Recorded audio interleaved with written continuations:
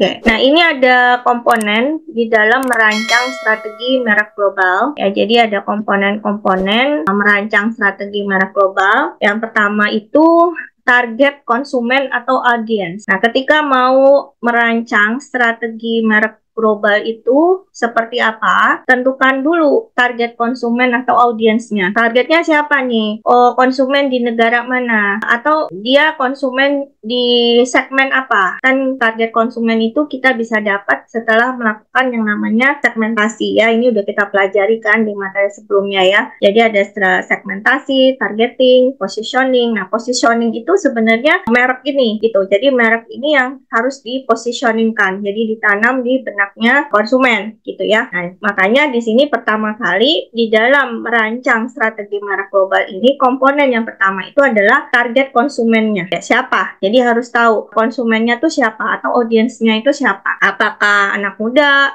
yang di mana, misalkan gitu ya, atau perilakunya yang seperti apa, misalkan. Nah, itu harus jelas. Jadi target konsumennya dulu ya.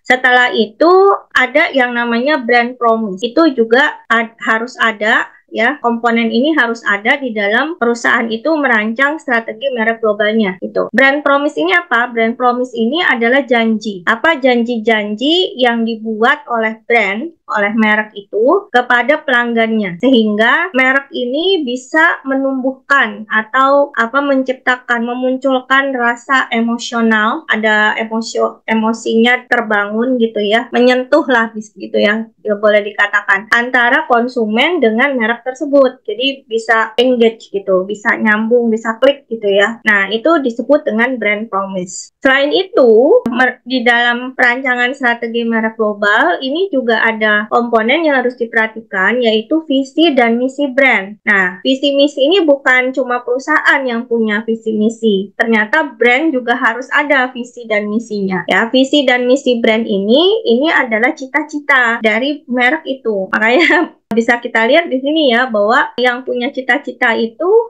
bukan cuma perusahaan, tetapi ketika perusahaan itu dia sudah membuat satu brand, satu merek, maka merek ini juga harus ada cita-citanya ya, pastinya sejalan gitu ya dengan visi misi dari perusahaan itu gitu ya. Nah, ini yang disebut dengan visi dan misi brand. Jadi adalah cita-cita dari merek yang itu terdiri dari fasilitas ya, fasilitas di dalam mencapai tujuan dari merek itu.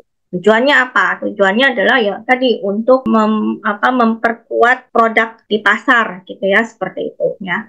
Lalu ada arsitektur brand. Nah, arsitektur brand ini berupa portofolio brand. Jadi kayak semacam track record dari brandnya lah gitu ya, kinerja dari brandnya. Atau bisa juga di dalamnya ada penawaran brand dan sub brand. Ini arsitektur brand ini lebih kepada strategi bagaimana berkomunikasi ya untuk bisa lebih mudah kalau pengembangan arsitektur brandnya itu berjalan baik ya. Jadi arsitektur brand itu akan sangat berpengaruh terhadap strategi komunikasi yang akan dijalankan oleh perusahaan. Lalu komponen yang berikutnya itu adalah brand positioning. Nah, brand positioning ini adalah komponen yang menunjukkan posisi unik dari perusahaan atau produk yang itu ada di hatinya customer, di hatinya konsumen. Sehingga konsumen itu bisa mudah untuk mengingat. Jadi udah masuk ya. Nah, maka tadi saya bilang di dalam strategi pemasaran yang paling mendasar itu kan dilakukan yang namanya STP ya.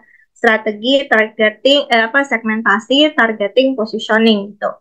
Nah, positioning ini ya inilah perannya brand yang ada di situ. Jadi dikatakan brand positioning. Artinya di sini si brand ini harus bisa menempatkan produknya itu di hati dan di benaknya konsumen. Jadi si konsumen itu betul-betul bisa ingat gitu. Kalau ditanya misalkan, apa merek pasta gigi yang paling sering digunakan? Jawabannya apa? Paling cepat, nggak pakai mikir. Pepsodent, Bu. Pepsodent. Itu paling muncul pertama ya. Nggak pakai lama. Nggak pakai mikir. Itu ya, tadi kan paling duluan, paling muncul pertama. Nah, itu berarti merek itu, ya merek Pepsodent itu, dia udah punya brand positioning yang sangat bagus gitu. Kenapa? Karena konsumen itu udah langsung, nggak pakai mikir. Padahal kan pasta gigi banyak yang ada di pasar, tapi kenapa ketika ditanya apa pasta gigi yang paling sering digunakan gitu ya, yang digunakan, ya langsung muncul merek itu gitu. Nah, itu berarti dia udah ada brand positioningnya yang sangat kuat gitu ya. Karena apa? Karena sudah bisa menyentuh emosi, perasaan, sentimen, dan juga sifat-sifat dari konsumennya seperti itu gitu ya. Nah, ini harus ada gitu ya di dalam merancang strategi merek global. Nah, selain itu ada yang namanya juga komponen dari pesan brand ya. Komponen berikutnya yaitu pesan brand. Nah, pesan brand ini komponen yang mengandung kata-kata. Berarti kalau mengandung kata-kata, maka perusahaan itu atau produk itu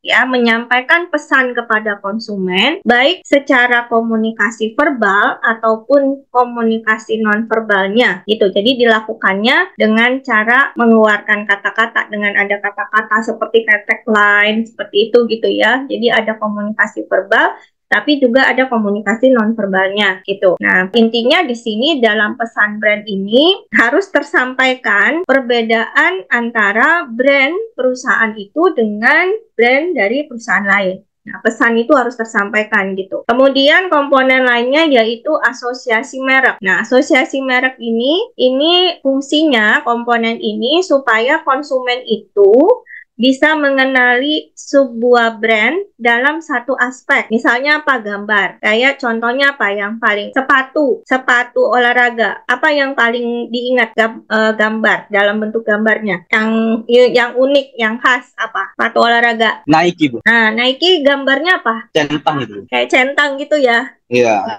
simple, Bu. Nah, gitu kan. Nah, itu asosiasi merek namanya. Itu contohnya gitu ya.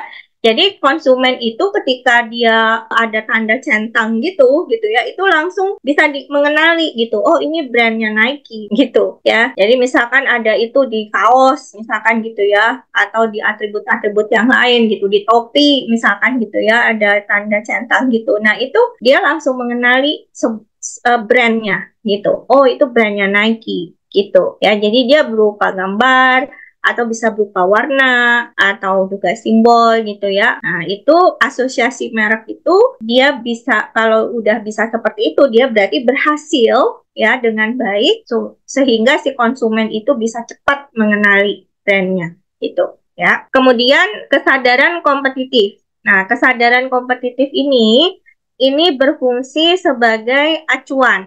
Jadi ini juga satu komponen di dalam perancangan strategi merek global yang bisa menjadi acuan. Jadi kesadaran kompetitif ini adalah acuan dari perusahaan atau acuan pengetahuan di dalam membangun strategi branding. Ya, kesadaran kompetitif ini adalah satu kegiatan atau aktivitas dari perusahaan untuk menciptakan value atau nilai atau daya tarik yang lebih pada brand yang punya kompetitor. Jadi bagaimana si brand ini bisa punya daya tarik yang lebih dari kompetitornya gitu ya. Nah, ini kesadaran kompetitif seperti itu. Oke, berikutnya adalah keuntungan strategi merek global.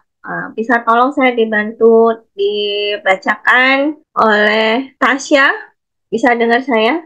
Sambil saya cek presentasi juga ya. Ada Tasya? Dengar? Halo. Ya, oke. Bisa tolong dibacakan? Keuntungan strategi merek global. 1. Skala ekonomi dalam produksi. Dengan operasi global perusahaan, bisa memanfaatkan skala ekonomi untuk mengurangi biaya produksi. 2. Konsistensi merek di seluruh pasar. Membangun dan mempertahankan citra merek yang konsisten memungkinkan pengenalan merek yang lebih baik di seluruh dunia. 3. Diferensiasi yang kuat. Ya. Strategi global dapat membantu membedakan merek dari para pesaing di pasar global. Nah, itu keuntungan-keuntungan dari dilakukannya strategi merek global. ya. Nah, yang pasti skala ekonomi dalam produksi itu artinya apa? Artinya merek itu harus bisa memanfaatkan skala ekonomi untuk mengurangi biaya produksi. Jadi kan biaya produksi itu harus dipikirin ya, karena itu yang akan bisa menentukan nanti berapa keuntungan yang bisa diperoleh dari produk tersebut gitu ketika dipasarkan ya. Nah, skala ekonomi itu artinya bagaimana biaya produksi itu bisa dibuat seefisien mungkin, maksudnya begitu ya. Nah, itu juga dengan adanya strategi merek global ya, dengan adanya strategi merek global ini harus bisa menciptakan itu gitu, menciptakan biaya produksi yang menguntungkan gitu, maksudnya yang tidak terlalu tinggi gitu ya. Lalu juga dengan strategi merek global ini gitu kan harus bisa mempertahankan citra yang konsisten gitu di pasar, di seluruh pasar. Jadi harus citranya ya harus baik. Kalau pertama diciptakan udah bagus gitu kan image-nya ya, image dari brandnya ya seterusnya harus bagus gitu. Nah, lalu juga dengan strategi merek global ini harus bisa membuat produk itu atau merek itu punya diferensiasi yang kuat. Jadi harus bisa membedakan merek itu dari pesaingnya di pasar global. Itu maksudnya seperti itu ya.